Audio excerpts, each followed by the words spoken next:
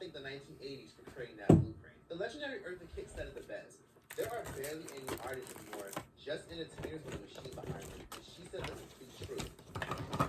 Music, I'm anti what is happening to people to accept this music. It's all mechanical now. It's so extremely mechanical that there are no artists anymore. There are no real artists anymore. So someone like myself is very difficult for me to fit into all of this nonsense. But in fairness, would you not say that there are some pop groups now and some individual entertainers who you would surely give the name artist to? No. No? No? They're only entertainers now.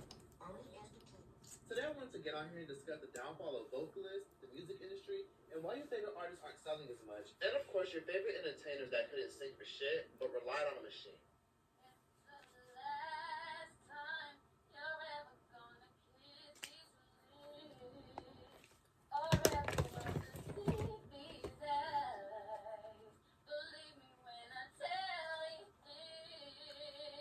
A good example is Rihanna. Now, personally, I think Rihanna is a good singer. I don't think she's a great singer, but I think she's a good singer. But she's not the most powerful vocalist, hence why she's always getting shit for lip syncing.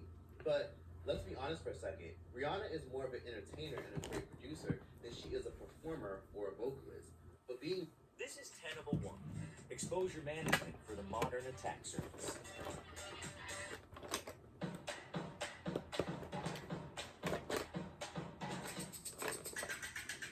Gorgeous played a big role in her success. Let's be honest, if Rihanna was built like a fridge, most of us wouldn't be paying her any mind at all. She can still hold her own, it's pretty evident, but she lands pretty flat when it's time for her to sing live.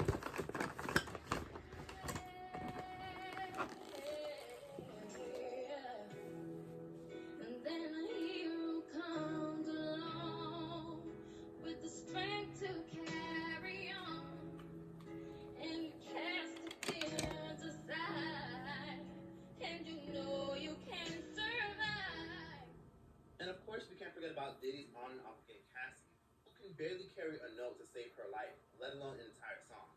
Cassie was a magician in the studio, but when given a chance to sing on the spot with no autotune, Cassie was complete garbage whenever you even handed her a mic. Not garbage.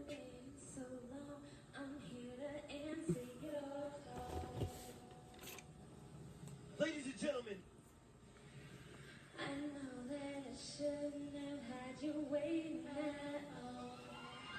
put your hands together for the princess in that selection. Make some noise.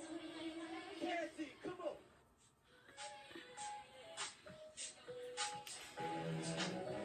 Now, one of the greatest examples that most of us know is Jennifer Lopez. Jennifer Lopez benefits from everything I literally just discussed. Jennifer Lopez got her start as a backup dancer, but as Jennifer Lopez was climbing that ladder as a dancer, she managed to play Selena in the 1997 biopic.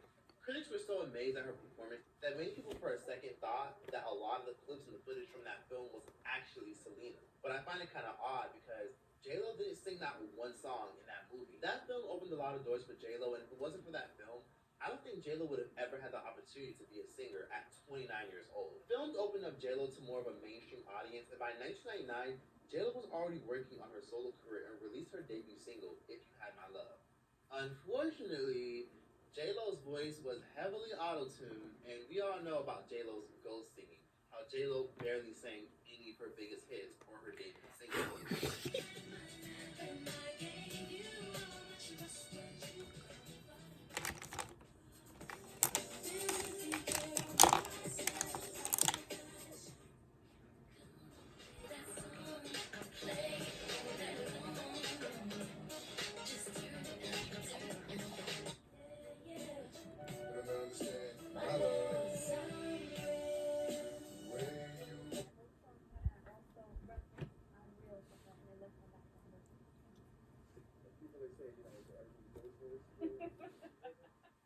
Yes, I heard that. But I mean, I referenced the record for her, which is, done a lot in the music industry, and they left my background vocals on there.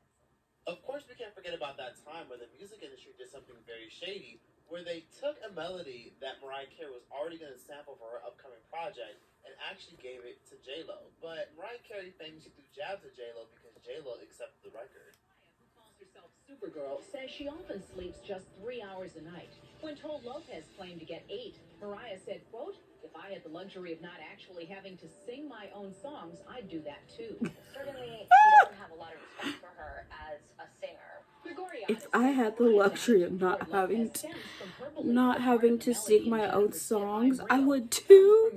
The shade. Though the music actually comes from a song recorded in the 70s, Mariah still thinks something's fishy. This didn't make any sense to her. How did a melody that she had locked down over the summer, last summer, suddenly appear on Jennifer Lopez's album?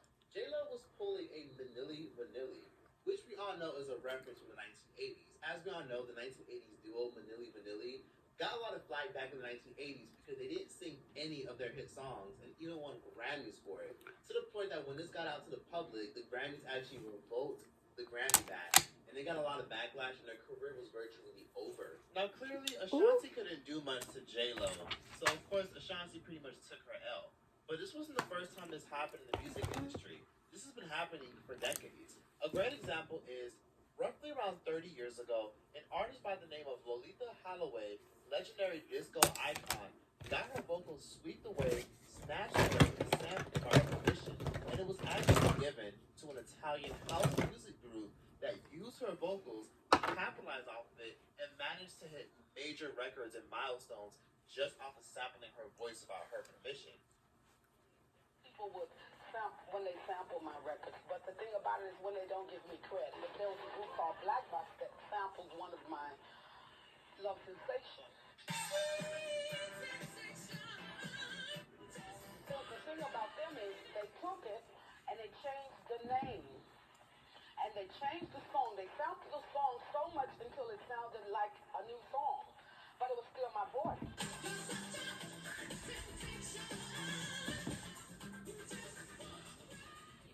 That stayed number one more than 2 weeks. This was number one for 6 weeks. And I sat there and watched the television every day and saw this girl pantomime my song and she got credit for it. They even famously used a whole different model who was 22 years old. They used 22-year-old Catherine Quenol, who literally is a French model, as the person lip-syncing her vocals. Lolita famously sued the European group, and she famously got a settlement that she could not disclose. And I'll give J-Lo her props for this. Jennifer Lopez isn't a terrible singer, but if you were going strictly off of talent, then Jennifer Lopez would not make the cut. And Jennifer Lopez even said in an interview back in 2013 that she felt insecure about her voice because many people were in her ear telling her her voice wasn't good enough. In an interview with Cosmopolitan, Jennifer Lopez once stated, "The biggest insecurity I had was my singing. Even though I had sold over 70 million records, there was this feeling like, I'm not good at this." After being told so many years that you're not as good as this person, it beats away on your insecurities. I mean, you can't sing. Either pick another hobby or suck it up. It's really not that deep.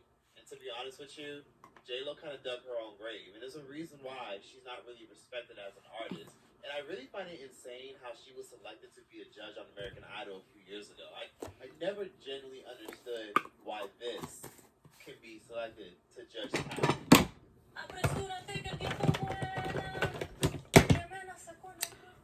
Okay. Just to give an even better example, do y'all remember John B? John B was a very successful Providence, Rhode Island R&B singer from the 1990s. And most people in the 1990s were obsessed with John B, especially black women.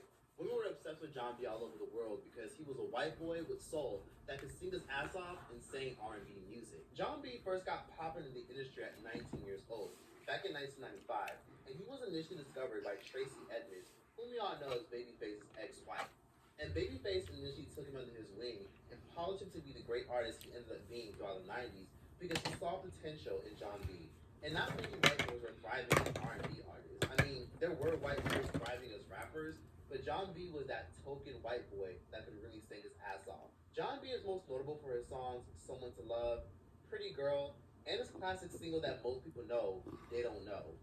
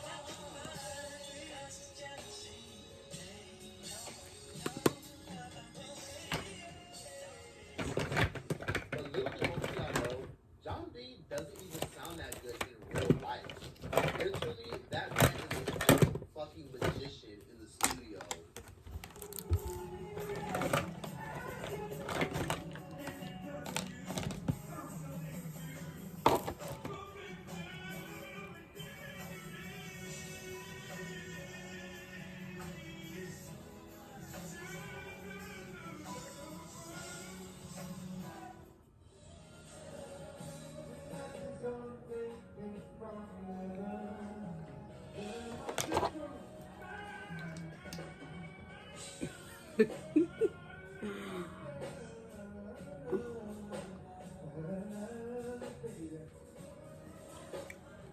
if we're being honest, black women and women in general in the 90s mostly drooled over John B because he was a pretty boy that sang R&B music. No one even paid attention to the fact that he doesn't even really sing his songs. No one even pays attention to the fact that whenever he gets the opportunity to sing live, he's literally lip syncing 90% of the time. Technology has us all fooled. But I wanted to go down memory lane a little bit more.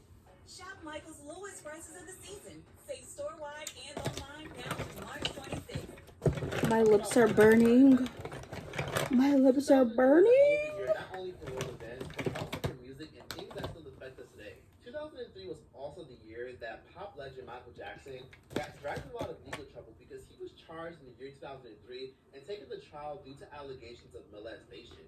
Charges that were obviously dropped after 2 years of being dragged on over nothing. 2003 was also the year that Beyonce went solo after she clearly said numerous times that she would never go solo. And 2003 was also the year when we were all introduced to Lumi D, who took over the charts with her classic anthem, Never Leave You.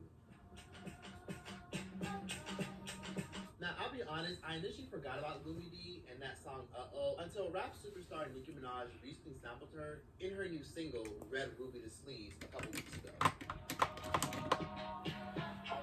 And Nicki Minaj's new single, Red Ruby the Sleeves, has caused the conversation of Lumi D back up, especially the conversation of Lumi D being out of this industry. It's really made it due to street privilege and luck. Lumi D was born on October 13th, 1984.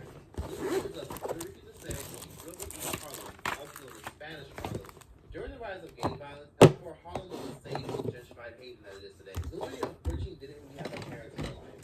Lumi D's mother was busy running the streets and was barely in her life, and her father was serving a lifelong sentence in prison, and her father would later pass away. She and her 4 siblings were raised by her grandparents. Lumi D began singing and rapping at the age of 12 years old, but Lumi D really took music seriously after graduating high school. After graduating high school, Lumi D collaborated with local neighborhood producer DJ Ted Snoop to record her debut single, Never Leave You, also known as Uh-Oh. At the time, Lumi D was in a toxic relationship, and she initially recorded it just for fun, because she wanted to give music another chance. Lumi D always had a love for music, but she never thought she was good enough, and she was constantly self-sabotaged by delaying it. She wrote the song fairly quickly, and she immediately ran to the studio to have it produced. And initially, Lumi D actually hated the song. I mean, you hit the streets real hard with that single, Uh-Oh. Yeah.